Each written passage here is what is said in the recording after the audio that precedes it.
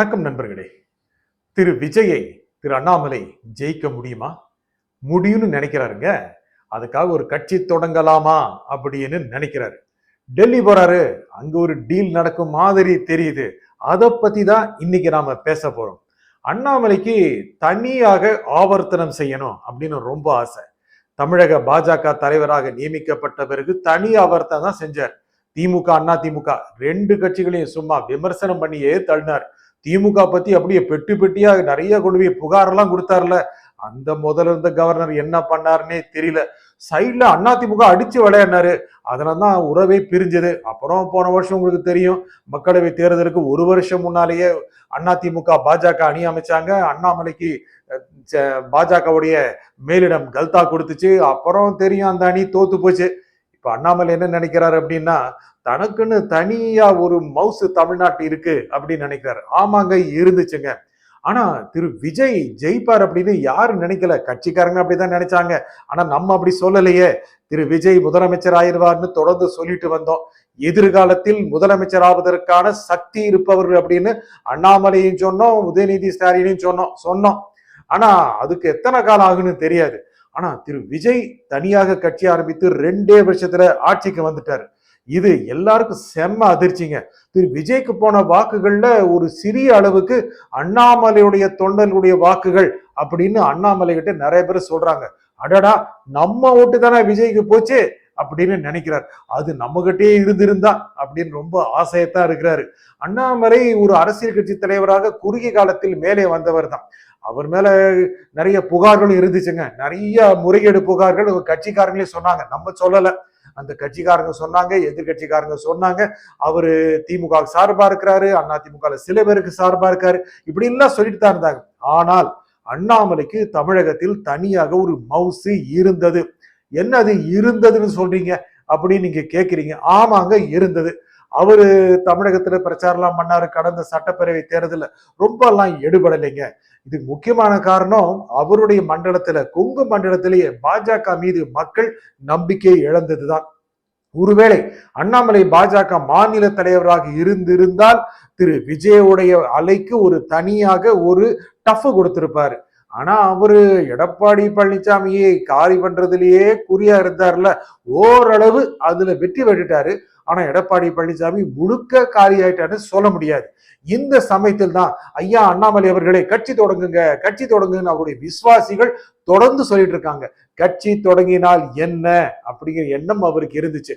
தமிழ்நாட்டில் கட்சி தொடங்குவதற்கு ஏராளமான பண பின்புலம் வேணும் அப்படின்னு ஒரு எண்ணம் இருந்தது. திமுக அண்ணா திமுக எல்லாம் மிகப்பெரிய கார்பரேட் கட்சிகள், ஏகப்பட்ட பணம் இருக்கு, ஆயிரக்கணக்கான கோடிகள் இருக்கு. அவசியம்னா எவ்வளவு நாளும் செலவு பண்ணுவாங்க. கட்சியில தேர்தலுக்கு அவ்வளவு செலவு பண்ணுவாங்க, ஒரு கூட்டம் நடத்துறதுக்கு அவ்வளவு செலவு பண்ணுவாங்க. ஆனால் திரு விஜய் அவருடைய வேட்பாளர்கள் செலவு பண்ணாங்களா? இல்ல. யாரு வேட்பாளர்கள் தெரியாமே கொண்டு போய் விசில் செலுத்தின மக்கள் குத்தி இருக்காங்க. அதுக்கு என்ன காரணம்? திரு விஜய் மீது இருக்கின்ற நம்பிக்கை, அவருடைய திரை பின்புலம், அவருடைய திரை பிரபல்யம், அவருடைய சினிமா பாப்புலாரிட்டி மட்டும் காரணம் அல்ல. எத்தனையோ பேர் பாப்புலரா இருக்காங்க. அவங்க எல்லாம் அரசியல் கட்சி தொடங்கி ஜெயிக்க முடிஞ்சதா? இல்ல. ஆனால் இவர் நம்பிக்கை அளித்தார். இவருடைய பேச்சு நம்பிக்கை அளித்தது. திரு விஜயோட பேச்சு, அவருடைய நடவடிக்கைகள் மக்களை ஈர்த்தன. ஜென்சி கொண்டு போய் ஓட்டு போட்டாங்க அப்படிலாம் திமுக நினைக்கிறது ரொம்ப ஓல்டு திங்கிங்க. ரொம்ப ஒரு குறைந்தபட்சமான ஒரு அரசியல் அணுகுமுறை. ரொம்ப லைட்டா சொல்றேன். இன்னும் சொல்ல போனா அவ்வளவு மெச்சூரிட்டி இல்லாத அரசியல் அணுகுமுறை. நிறைய பேர் ஓட்டு போட்டிருக்காங்க. பல மக்கள் வெறும் ஜென்சி மட்டும் ஓட்டு போட்டு 108 சீட்டு வாங்கிட முடியாதுங்க. பெரியவர்கள், மூத்தவர்கள், அனுபவம் மிக்கவர்கள் எல்லாம் ஓட்டு போட்டிருக்காங்க. அடே, இந்த சமயத்துல கட்சி தொடங்கினா நமக்கு லாபமா இருக்குமோ அப்படின்னு அண்ணாமலை நினைக்கிறாரு. திமுக அண்ணா திமுக ரெண்டுமே கொஞ்சம் அவுடேட்டட் ஆயிட்டாங்க அப்படின்னு அண்ணாமலை நினைக்கிறாரு. ஆமாங்க, கொஞ்சம் அவுடேட்டட் தான் ஆயிட்டாங்க. அதுல இருக்கிற இளைஞர்கள் கூட ரொம்ப ஓல்டா திங்க் பண்றாங்க. உதயநிதி ஸ்டாலின் கூட அப்படிதான் இருக்கிறாரு. ரொம்ப ஒரு யங்கான லீடரு. அவர் தன்னை புதுப்பிச்சுக்கிட்டாருன்னா அவர் நிச்சயமாக ஆளும் கட்சிக்கு ஒரு சவால் கொடுப்பாரு.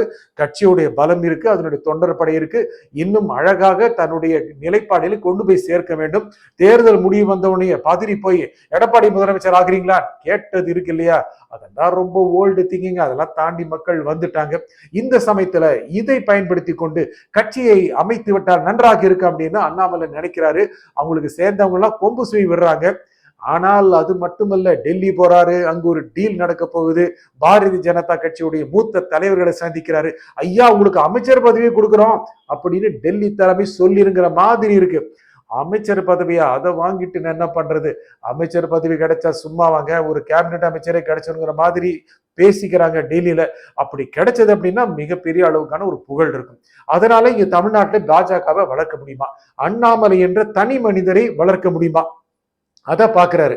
சரி, டெல்லியில ஒரு அமைச்சர் பதவி கிடைக்கும், நிறைய போலீஸ்காரர்கள் புடை சூட போகலாம், தனியாக மீடியா கவரேஜ் இருக்கும், எல்லாம் சரிதான். ஆனா எதிர்காலத்தில் ஒரு தனி சக்தியாக மாறுவதற்கு உதவுமா, ஏங்க உதவாது அப்படின்னு நிறைய பேர் சொல்றாங்க. சரி, டெல்லியில கூப்பிட்டு ஒரு அமைச்சர் பதவியை கொடுத்துட்டா டெல்லியிலேயே இருக்க வேண்டியது இருக்கும். தமிழ்நாட்டு அரசியல் எப்படி சேருது, தமிழ்நாட்டில் ஒரு கட்சி எப்படி கட்டமைக்கிறது, அவன் மீது நம்பிக்கை இருக்கின்ற இளைஞர்களுக்கு என்ன நம்பிக்கை கொடுப்பது, இதெல்லாம் இருக்கு இல்லைங்களா. இதையெல்லாம் பேசுவதற்காக டெல்லி போறாரு. டெல்லியில ஒரு டீல் நடக்கும் மாதிரி தெரியுது. மூத்த தலைவர்கள் ஐயா உங்களை மறுபடியும் தமிழ்நாடு பாஜக தலைவர் ஆக்குனா இதெல்லாம் வேணும், இத்தனை வருஷம் என்ன மாற்றக்கூடாது, தனியாக விடணும், சுதந்திரமாக விடணும், இந்த மூத்த பார்ட்டிகள் எல்லாம் இருக்காங்க கட்சியில அவங்க எல்லாம் கொஞ்சம் ஓரங்கட்டியாகணும், யூத்ஃபுல் பார்ட்டியா மாத்தணும், இளைஞர்களுக்கு நம்பிக்கை கொடுக்கணும். இதன் மூலமாகத்தான் ஆளும் கட்சிக்கு சவாலாக மாற முடியும். யாருக்கு, திரு விஜய்க்கு சவாலாக மாறுவது ரொம்ப கஷ்டங்க. இன்னைக்கு அவர் ஒரு ரொம்ப பிரபலமான தலைவரா தமிழ்நாட்டு இருக்காரு, முதலமைச்சராக இருக்கிறாரு. இன்னும் கூட அவர் புகழ் வளர்ந்துட்டு இருக்கு. அவருடைய நடவடிக்கைகள், அவருடைய அமைச்சர்கள் நடவடிக்கைகள் எல்லாமே மக்களுக்கு பிடித்தமானதாக இருக்கு. என்னதான் திமுக அண்ணா திமுக எதிர்பாட்டு பாடினாலும், எதிர்வினைகள் ஆற்றினாலும், எதிர்மறை விமர்சனங்களை முன் வச்சாலும் அவருடைய புகழ் உயர்ந்துட்டு இருக்கு, உயரும். இனி வருகின்ற சட்டப்பேரவை இடைத்தேர்தல்களில் கூட தாவேகா வெல்வதற்கான வாய்ப்புகள் இருக்கு. விஜயை வெல்வதற்குன்னா ரொம்ப சாதாரணமா 2 வருஷம் 3 வருஷம்லாம் பத்தாது, அது அண்ணாமலைக்கு தெரியும். ஆனா சில பேர் என்ன சொன்னாங்க, தலைவா நீங்க 2 வருஷம் நீங்களும் கட்சி ஆரம்பிச்சு எங்கேயோ போயிடலாம், அது சாத்தியம் இல்லைங்க. ஆனால் விஜய்க்கு மாற்றாக ஒரு இளம் தலைவர் வர வேண்டும் என்று மக்கள் விரும்புகிறார்கள். அது அண்ணாமலையை இருக்கணும் அவசியம் இல்லை, அண்ணாமலை தான் நினைக்கிறாரு, கூட இருக்கணும் அதே மாதிரி கொம்பு செய்ய விடுறாங்க. அதை வைத்துக்கொண்டு கட்சியை ஆரம்பித்தால் ரொம்ப தூரம் போகணும். 2 3 5 வருஷம் நிறைய நாள் போனா தான் முடியும். அது திமுக அண்ணா திமுக 2 பேருமே பெரிய சக்திகள். திமுக பெரிய சக்தி, அதுவும் ஒரு கணிசமான ஓட்டுகளை கவரும். ஓட்டெல்லாம் பிரிஞ்சா விஜய் தானுங்க வெற்றி, அதுவும் முக்கியமான விஷயம். ஆனால் ஒரு லாங் டைம் ஒர்க் பண்ணலாம், நல்லா பிளே பண்ணலாம், திமுக அண்ணா திமுக 3 பேரையும் நல்லா விமர்சனம் பண்ணி மேல வரலாம் அப்படின்னு அண்ணாமலை நினைக்கிறாரு. ஆனா இது ஒரு லாங் டைம் பிளான் தான் தெரியுது. இன்னைக்கு கட்சி ஆரம்பிக்க ரொம்ப பெரிய பணமெல்லாம் தேவையில்லை, நல்ல விஷயங்களை மக்களிடம் கொண்டு போய் சேர்த்தால் போதும், தலைவர் மீது மக்களுக்கு நம்பிக்கை வந்தால் போதும், அதை செஞ்சிடலாம் அப்படின்னு அண்ணாமலை நினைக்கிறார். இப்போ திரு விஜய் வென்ற பிறகு, ஏன்னா வேட்பாளர்களுக்கு பெரிய அளவுக்கான செலவு பண்ணல, இந்த சூழ்நிலையில் தான் டெல்லி போறாரு. அமைச்சர் பதவி காத்துட்டு இருக்கு, இல்ல தமிழ்நாடு மாநில தலைவர் பதவி கூட கிடைக்கலாம். எல்லாத்தையும் மீறி தனி கட்சியா அப்படின்னு ஒரு முடிவு பண்ணாருன்னா அவருக்கு நிச்சயமாக டஃப்பான ஒரு பாதை காத்திருக்கு. நன்றி, வணக்கம்.